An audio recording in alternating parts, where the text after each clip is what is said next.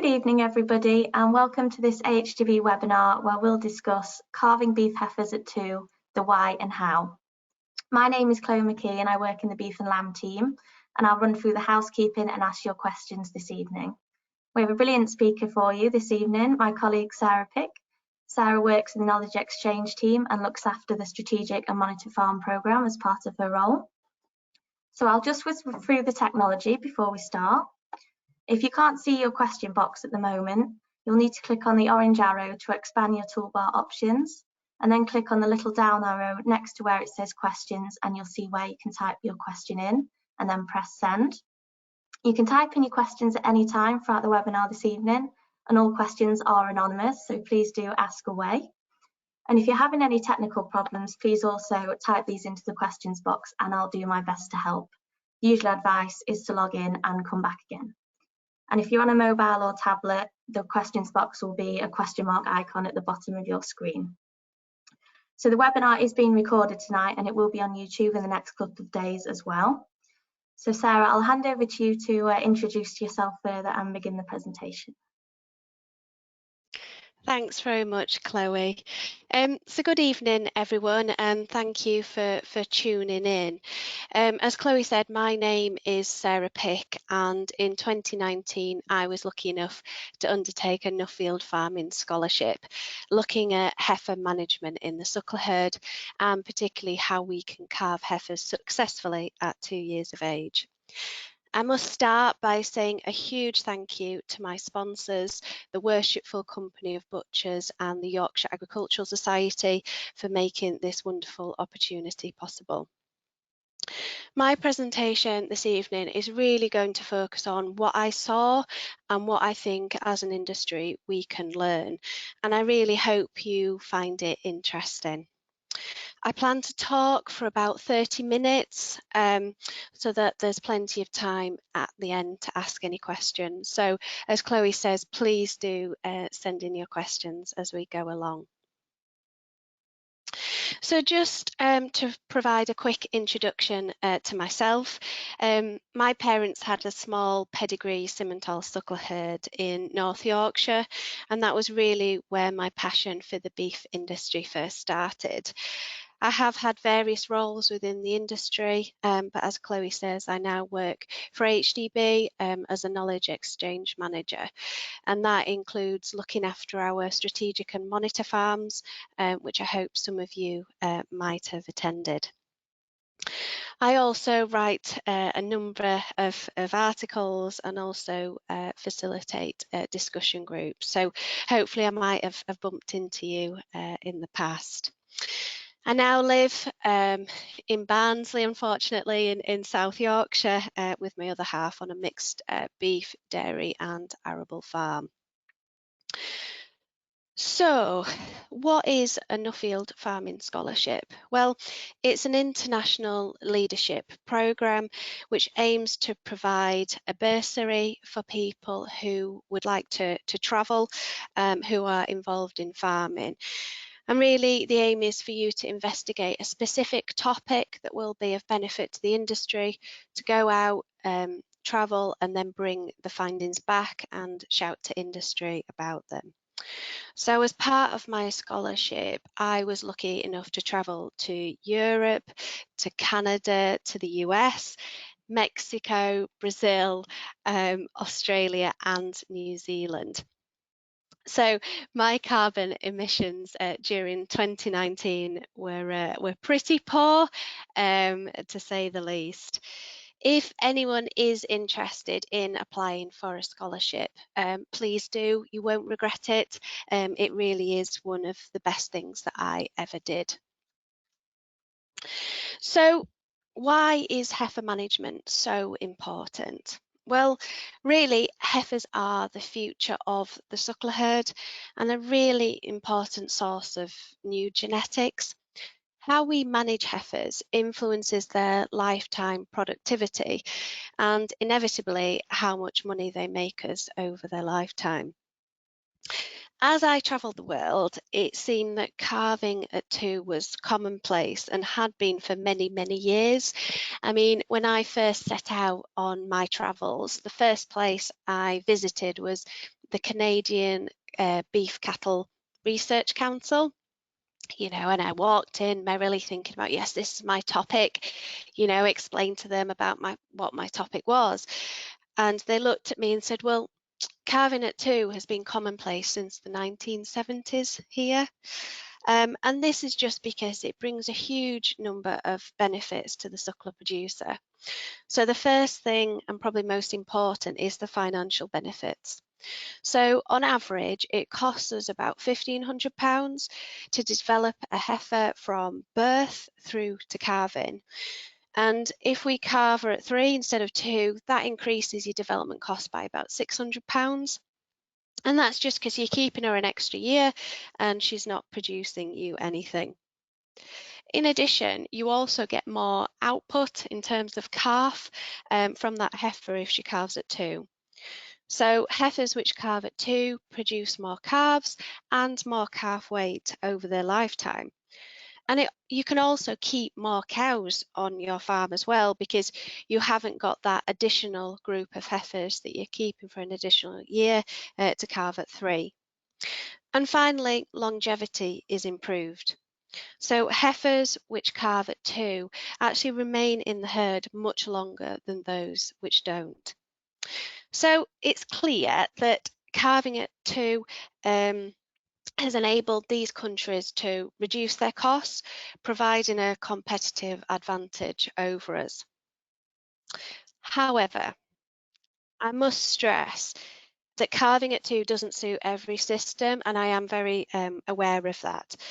And there are a number of challenges to ensuring that it is successful. The first is difficulty reaching target breeding weight. So we aim for that heifer to weigh around 65% of her mature weight at breeding, so around 15 months of age. There's also perceived risk of increased calving difficulties as well. And also, once you've got that heifer calved, it's then quite tricky to get her back in calf again to calve within 365 days. So there's a risk that you might get some heifer dropout during that time. So as part of my Nuffield, what I really wanted to do was to provide the solutions to some of these barriers to ensure that calving at 2 could be successful here. And really what I found was that there are 3 key things to get right if we're going to calve heifers at 2. The first is genetics, the second is selection, and the third is nutrition. And over the next 15 minutes or so, I'm going to talk about each of these in turn. So we'll start with genetics first. So these are some of the cows that I saw on my travels. Lots consisted of kind of our native breeds, such as Angus and Hereford, but then there were also quite a few composites. So the cow on the bottom right hand side of my screen, that's your typical Angus over there, so probably a little bit smaller than what we have here. This cow on the left of my screen is what they call a beef booster cow. Now the beef booster consists of 3 strains. There's the maternal, there's the heifer and the terminal, and each breeder focuses specifically on one of those types. So superior cattle are identified through genomics, and only the top percentage of animals will be kept as breeding stock. So I visited a herd that had the maternal strain, so this is the maternal type cow here, and that is really based on 6 traits of economic importance. So it's fertility, milking ability, weight, conformation, hardiness and disposition. And this herd was actually achieving a 93% conception rate within a 55-day breeding period, which is quite phenomenal. And then this cow here on the right, the top right of my screen, she's a maternalizer cow. So she consists of Red Angus, Tarentaise, South Devon, Red Poll, Hereford and Devon. So a real mixture, but all chosen for their traits for growth rate, puberty, milk production and percentage retail product. And this herd again achieved a 94% conception rate with their mature cows within the first 48 days of the breeding season, which is, yeah, some achievement. So what can we learn from this? Well, it's clear that these countries that I visited, all the herds had a clear breeding policy for their females, which I think has led to the creation of what I term as a functional suckler cow. So to me, a functional suckler cow, she calves unassisted every 365 days and weans a live calf. She's cheap to feed, so she has low maintenance costs, and she's also in the herd long enough to cover her development costs, which in suckler terms, if they're calving at 2, it's likely by the time they've reached about 5 that they will have covered the cost of developing them to be a heifer. So really, most of your cows want to get to 5 to produce 3 calves before they'll cover their costs and be making you some money. So it really made me think, do we put enough emphasis on how we breed our cows? Because after all, they're part of the herd for hopefully around 7 years, and therefore can have a really big impact on the herd during that time. I think as an industry, we've done a really good job of improving carcass traits, such as growth rates. However, as one rancher told me, 2/3 of the costs of a slaughtered beef animal relates to the suckler cow. So why do we try to raise cattle which the finisher wants? And a professor in Canada really supported that when he told me that maternal traits are worth 5 times that of terminal traits to the suckler producer. So why is it that growth rates continue to increase? However, fertility within the UK suckler herd has stagnated for many years. And actually, BCMS figures show that only 82% of suckler cows are producing a calf each year. So there's huge gains to be made there. So how do we choose bulls with good maternal traits? We know it matters, but how do we practically do that? Well, there's 3 bulls on screen now. Of course, with my background, there had to be Simmentals. One is a terminal bull, one is a very easy calving bull, and the other is a solid all-rounder. I hope that you'll agree that just by looking at them, it's quite difficult to know which is which. And this is really where estimated breeding values, or EBVs, really come in. They tell us what the likely performance of the offspring will be. So to find EBVs for pedigree animals, you just need to go onto the relevant Breed Society webpage and type in their name into their online database.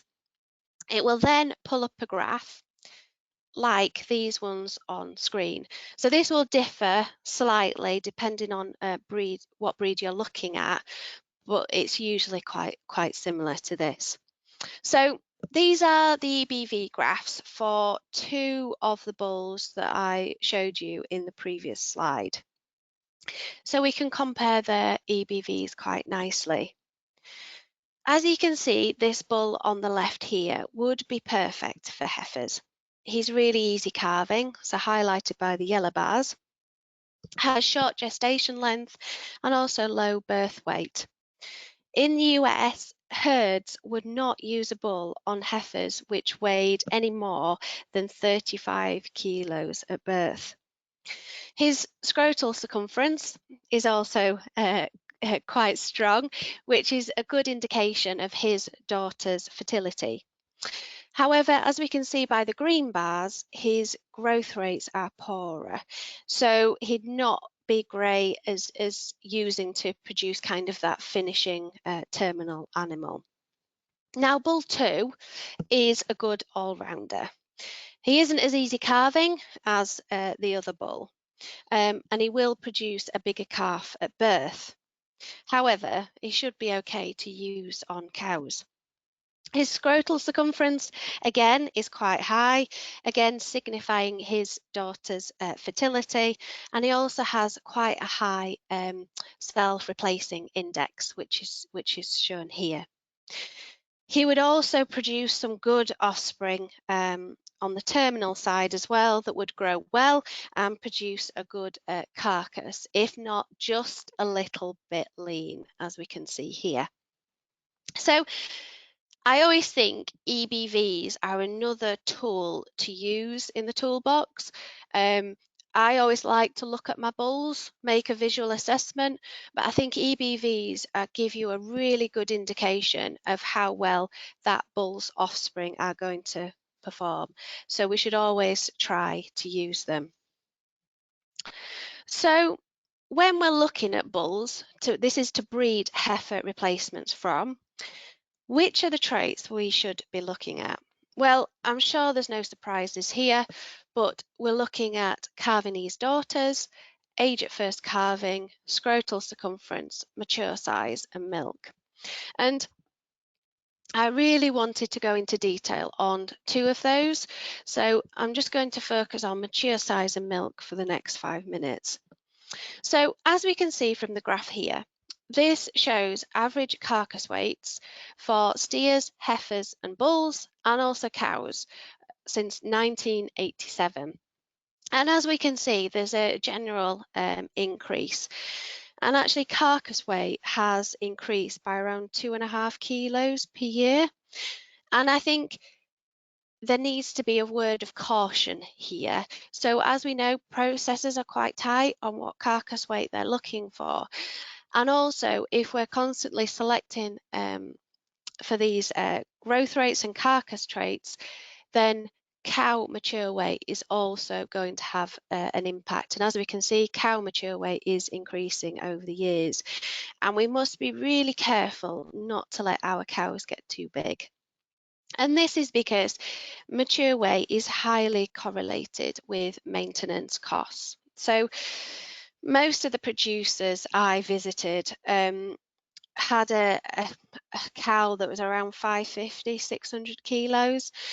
And actually a recent study conducted by AHDB found that the optimum cow mature size in the UK is 680 kilos.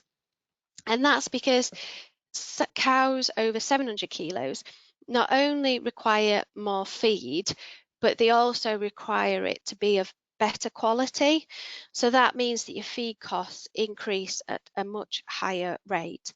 So it's definitely one to watch. So if you can, weigh your cows.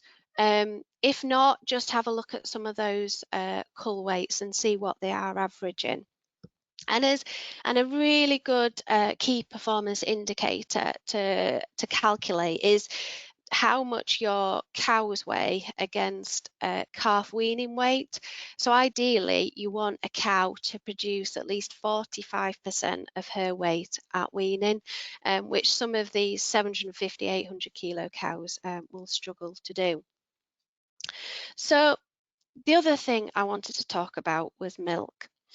So milk is so very important in the suckle herd. Obviously, it's the main role of the suckler cow. Now, a dairy cross cow has always been seen as quite a desirable suckler cow because of their strong milkiness. But interestingly, when I was travelling, I didn't see one dairy cross cow being used as a suckler cow.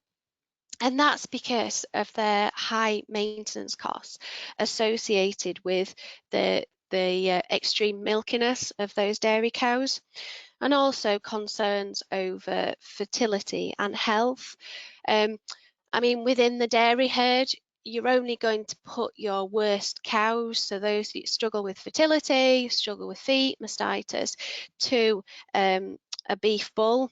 And therefore we kind of inherit those problems in our suckler cows. So I strongly believe that if, as an industry, we can breed more functional cows that produce adequate amounts of milk, then there'll be no need for us to rely on buying our replacements from the dairy herd. So the second thing I want to talk about is selection. So really, we only want to retain heifers which will turn into functional suckler cows. And remember, one of the main traits of the functional suckler cow is fertility. So she must produce a calf every year if we have any hope of making money from her. And the best way to select for fertility is by having a short breeding season. Most of the herds I visited had a 60-day breeding season, and anything not in calf after that time was culled. There was literally no second chances. Some herds would sell those cows and heifers which didn't conceive even within the first 45 days of the breeding season. So again, they were constantly selecting for fertility. And one producer who had quite an extreme selection criteria was Dan Kelly, and his heifers are shown on screen now. So Dan ran a herd of 1,200 Simmental cross Angus suckler cows in Nebraska. And at the end of May, all 500 heifers were synchronized and inseminated to one service. Any barren heifers after that time was culled. And Dan has calculated that he is much more financially better off selling that barren heifer in August after she's been PD'd than he is persevering to get her in calf to sell her as an in-calf heifer later on in the year. And this really highlights the benefit of knowing your costs. So there were some other selection criteria that I just wanted to touch on, and that was size, temperament, and feet and structure. So we'll start with size first. So most herds' primary selection criteria was that heifers weighed 65% of their mature weight at 14 to 15 months of age. And this is because if they've reached that weight, it's more likely they'll have reached puberty and be cycling before the bull goes in. So size is also a great way of selecting heifers which were born at the start of the breeding season. And with them being the eldest, they're likely to be the largest and out of those most fertile cows in your herd. Now, a study by Professor Rick Funkston in America found that heifers born in the first 20 days of the calving period had higher weaning weights, pre-breeding weights, and higher pregnancy rates than those born later. So it really is food for thought, and we really should be trying to only keep those heifers that were born in the first part of that breeding period. So the second thing is temperament. Now, not only are flighty heifers a health and safety risk, but research has shown that they also reach puberty later, and they also have reduced conception rates across their lifetime. So if you've got anything that looks a bit nasty, a bit sharp, please don't keep her. She's really not worth it. And the final thing is feet and structure. So these heifers shown on screen now, they were actually in Australia, in Victoria. And feet and structure were really important over there because these heifers have to walk a long way to find food and for water. And it really makes you realise how lucky our cows are over here. And I think it's really worthwhile being quite ruthless during this stage, because lots of studies have shown that you're much better off culling heifers before the breeding season rather than retaining unsuitable or barren heifers for an extended period of time. So make sure when they've had that first winter, you're just really having a look at them and only selecting the best, and those worst ones just finish them or sell them. So the final thing in selection is to look at mum. We all know that's really important no matter what species. So things that we should be looking at and not keeping replacement heifers from are any cows that required assistance at calving, anything that calved late in the breeding season, because again, that's quite a good sign of the fertility of that cow. If they fail to wean a calf, and also if they've got large teats. We all know what a pain that is. And when we've got a successful calving and then having to try and get that calf to suckle. We also don't want to be keeping calves from cows which weaned a light calf. So really, a suckler calf should be growing at least 1 kilo per day, and that's without creep. And finally, you really don't want to be keeping heifers out of cows with a flighty temperament for obvious reasons. So the final thing I want to touch on is nutrition. So poor nutrition between weaning and breeding can result in fewer heifers reaching puberty before the start of the breeding season, reduced conception rates, and also higher pregnancy loss. So it's really important that we get it right. One of the barriers to calving at 2, which I outlined at the start, was getting heifers to reach that 65% of their mature weight at between 14 to 15 months.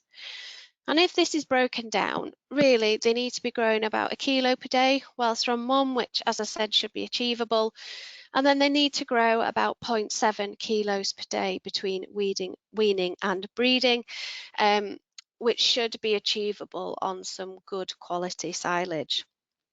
And one of the things that I must stress is no matter how good the feed is, we must make sure that there's enough feed barrier space for all the heifers to feed at the same time to prevent bullying, and also that the housing is good.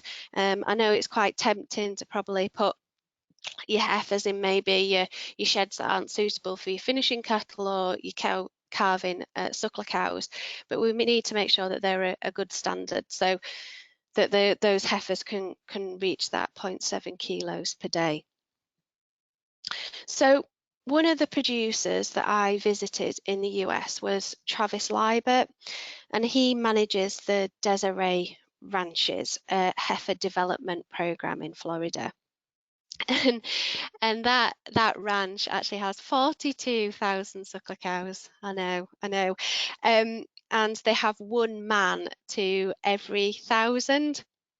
So therefore, assisting cows and heifers to calve is not really going to happen. It really is survival of the most functional. And Desiree farm Brahman suckler cows. And Brahman are actually much later maturing than our kind of breeds used in the UK. And therefore, Travis has to put them onto a really good nutrition program to ensure that they reach puberty by 15 months of age. But he's actually calculated that he's much better off supplementing these heifers and getting to that weight so they reach puberty earlier than he would be just running them along and allowing them to calve at 3. And as he says, you know, the cost in terms of the extra supplementation that he's put into these heifers is far less than the worth of the additional calf that he gets. And as he says, you can't starve the profit out of them. So I'm finally going to touch on nutrition during pregnancy. Now, this is really, really important. If there's one part of my presentation that you really listen to, I think it definitely should be this one. So, inadequate maternal nutrition at any stage of pregnancy can impact calf development, producing calves with lower birth weights, which have a higher chance of mortality. Approximately 75 to 80% of calf losses actually occur during the first 42 days after fertilization. And that's because any dietary or management changes during that time actually impact that embryo survivability, because they slightly alter the uterine environment. So if you can, keep your heifers where they are, keep management exactly the same for a couple of at least a couple of months after the breeding season ends. Now, heifers naturally have an extended postpartum interval, or PPI, which is the time between calving and first estrus. And that's because we're asking a lot of them. So they're still growing, they've got to lactate, and finally they partition any energy left to reproduction and getting back in calf again. So the postpartum interval for heifers is around 86 days, which is actually 18 days longer than cows. And therefore, it's important that heifers calve early in the breeding season, or alternatively calve a couple of weeks before your cows, to ensure that they have chance to start cycling again before the onset of the breeding season. Now, body condition is the single most important factor linked to resumption of coming back into bulling. And studies have demonstrated that nutrition during pregnancy has a much bigger impact on that postpartum interval than nutrition after calving. So it's recommended that heifers calve at body condition score 3, and this is because those thin heifers have a 30-day extended postpartum interval. So it's going to be a month longer for them to start coming back into bulling compared to those which calve at body condition score 3. And in the past, I have known producers who try to thin heifers down before they calve in an attempt to reduce calving difficulties. But actually, extensive research has shown that this does not reduce calving risk, but it does increase risk of calf mortality and also lower weaning weights. And colostrum production and quality can also be impacted with passive transfer. So how successful that immunity transfer to the calves is much less effective in those thin heifers. So the most successful way of reducing that calving risk is by using genetics and choosing bulls with good calving-ease EBVs. So just to conclude, calving at 2 can and should be commonplace in the UK, and we have to overcome those barriers that I outlined at the start of the presentation by implementing international solutions. So what I'm just going to do as a recap is just run through those barriers and what I think are the solutions are a good way of getting around that. So the first barrier was reaching target breeding weight. So we can get around that by producing and feeding good quality silage. If it's poor, if we can, supplement with 1 to 2 kilos per head per day of concentrates to make sure you're achieving that 0.7 kilos per day. And also ensure sufficient feed space. So if you are feeding concentrate, so that all heifers can feed at the same time and you don't get bullying and distortions in growth rates. The second barrier was calving difficulties, and this is really where EBVs come into their own. So use EBVs to select those easy calving bulls, and also cull any cows or heifers which persistently require assistance at calving and just don't retain their offspring. And finally, the third barrier was rebreeding success. So this is really where we should be focusing on maternal EBVs and selecting for fertility. We need to keep heifers in body condition score 3 from pre-breeding to calving. So please don't get them to lose a lot of weight around that critical calving time, because that can impact calf survivability. And also, if your heifers are looking a bit thin with the calf on them, then use weaning as a tool so wean them a bit earlier. It won't do the calf any harm, but it's really hard to put weight back on those heifers if they do lose it. So finally, I just wanted to touch on the AHDB tools and resources that we have available. So this webinar is actually part of our Maternal Matters campaign, which really aims to highlight the importance of maternal performance in driving profitability in the suckler herd. So we've set up a web page on the AHDB website. So it's ahdb.org.uk/maternal matters. And we have lots of information on there on developing heifers. And there's also some really good manuals as well. So feeding suckler cows, choosing bulls, and also breeding heifers. They're all really worthy reads. So thank you very much for listening. I have produced a Nuffield report, so that contains a lot more information than what I've summarised here. So do go and have a read of that if you fancy. And I also presented at the 2020 Virtual Nuffield Farming Conference. So a copy of that presentation is available on YouTube if you fancy going in and watching that. But thank you very much for listening. Thank you very much, Sarah. You've given us lots of food for thought there and top tips, and it was really interesting to see your insights from overseas as well. We have got plenty of questions. I just want to highlight the resources that Sarah's mentioned will be available in a follow-up email with a recording of this webinar, so you will have links to all of those and a few more as well. So the first question, Sarah, you mentioned that if we're calving heifers at 2, they stay in the herd longer. So you're implying that those cattle have better longevity than if they were calved at 3? I think it's probably, yeah, they do have increased longevity, but I would say it's probably because they're more fertile. So if they're calving at 2, we've kind of selected them for their fertility, and therefore they're more likely to last longer because we haven't culled them out. So it's probably more of an effective fertility than it is the cows just generally lasting longer. Brilliant, thank you. We've got a comment here that surely weight of cow depends on breed as much as what they eat. Do you want to expand on that one?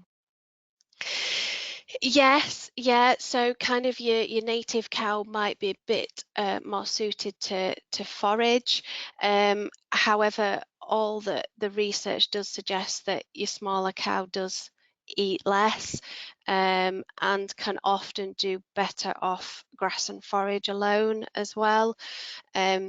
If you do want more detail, AHDB, like I said, have funded that research project, and the final report is on the AHDB website, and it goes into a lot more detail than I have here, but it takes into account everything to do with cull value and all that sort of stuff. So it's all modelled very cleverly by more intelligent people than me, but yeah, in general terms, your smaller cow does eat less and therefore costs you less to feed.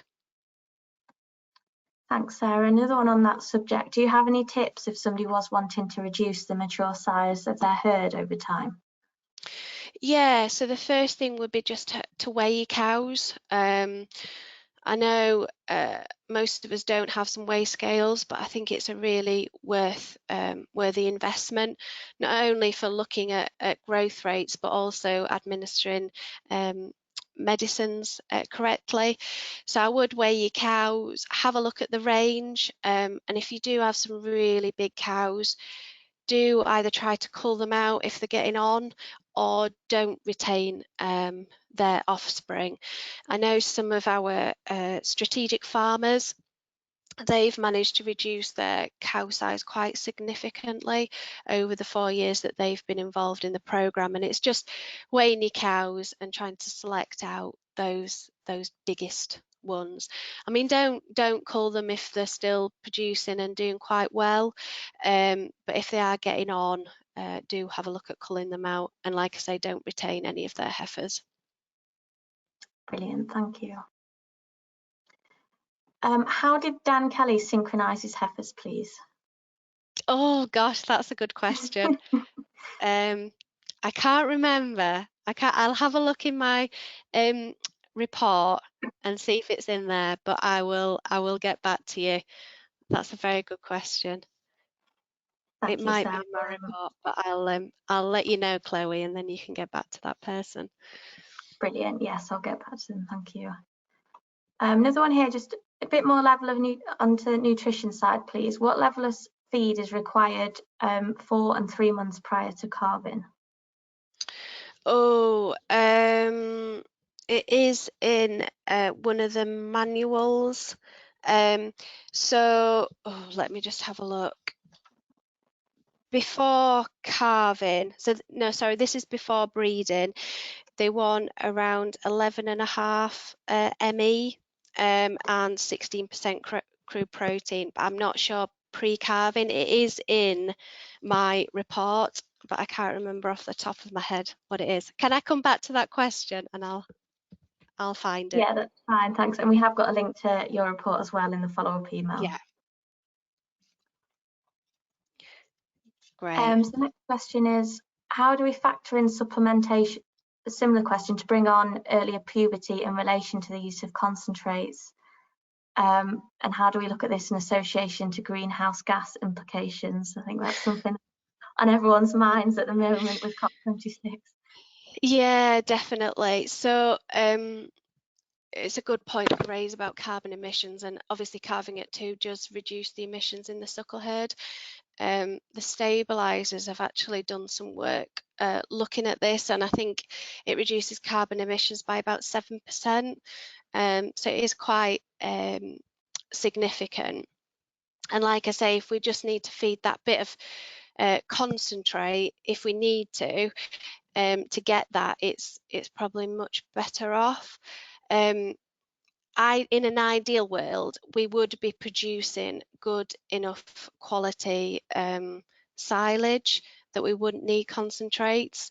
But obviously sometimes, with the weather and the year, it often doesn't work out that way. But it's only 1 to 2 kilos per head per day, which I think even if you fed them all winter, it would only be half a ton per heifer, which isn't a huge amount. But yeah, definitely calving at 2 reduces those carbon emissions. Brilliant, thank you. We've just got one more question. Would you recommend having all of your replacement heifers pelvic measured? Yeah, so I think again, it's another tool in the toolbox. I've actually been up in the Scottish borders for the last couple of days with some farmers up there, and they were all pelvic measuring, and most of our strategic farmers are. I don't think it's the be all and end all. However, like I say, I think it's a good tool to use just to identify those kind of outliers. I can't remember what the range is, but your vet will know. But it's just a good way of finding out those heifers that do have a really small pelvis that won't be able to calve. And I know one of the farmers that I was talking to up in Scotland, he used to do it, stopped for a couple of years, had some really bad calvings, and therefore has started again. And he said he'd never go back to not doing it. So if you've got a good bunch of heifers, it's definitely worth doing. Oh, great, thank you. We've just had one more question come in. Sorry, it's disappeared now. No, that's fine. That's fine. Is there any research out there that suggests we should be keeping heifers from either older cows versus younger cows? And would you keep a heifer from a heifer? Yeah, that's a really good question, and something I've kind of toiled with really, because you can see the benefit of keeping a heifer out of a heifer because you've got those new genetics. However, I think you would struggle to get that heifer out of a heifer to weigh 65% of her mature weight, just because she's never going to grow as well as a heifer out of a cow. The other thing with keeping a heifer out of an older cow is that cow that's still in the herd many years later is still there for a reason, and it's likely because they're your most fertile cows and have produced you a calf every year. So I would be quite tempted to breed from those older cows, because they're obviously the cows that you want and have really lasted the time, and obviously you're most fertile. So I would be tempted to keep, yeah, heifers off your older cows, if I was honest. Oh, thank you, Sarah. That makes sense. We've had another question pop in just from our previous chat. How do you pelvic measure heifers, please? Oh, it's done by, it has to be carried out by a vet, and they basically put, I can't remember what the technical term is, but they basically put, it's kind of like a pair of scissors, and it opens and it measures how wide the pelvis is. I think usually vets would recommend that the heifers are around 12 months of age, but again, just speak to your vet and they'll be able to provide more details, but it is an internal in examination. And some vets will also do a full reproductive tract examination as well, so they'll have a look at the ovaries and the fallopian tube and everything whilst they're there, just to have a really good check and make sure that that heifer is sound. Lovely, thank you. We have reached the end of the questions, so thank you everyone for your participation this evening and listening, and thank you very much, Sarah, for giving up your time this evening to talk to us and share your results of your Nuffield work and highlighting the work of the Maternal Matters campaign. So as I mentioned, you will all receive a follow-up email after this webinar with links to the relevant resources and this recording and the questions. There is also a feedback form, and we'd really appreciate your thoughts, please, to ensure that we do these events as you wish. So thanks again, and enjoy the rest of your evenings, everyone. Thank you.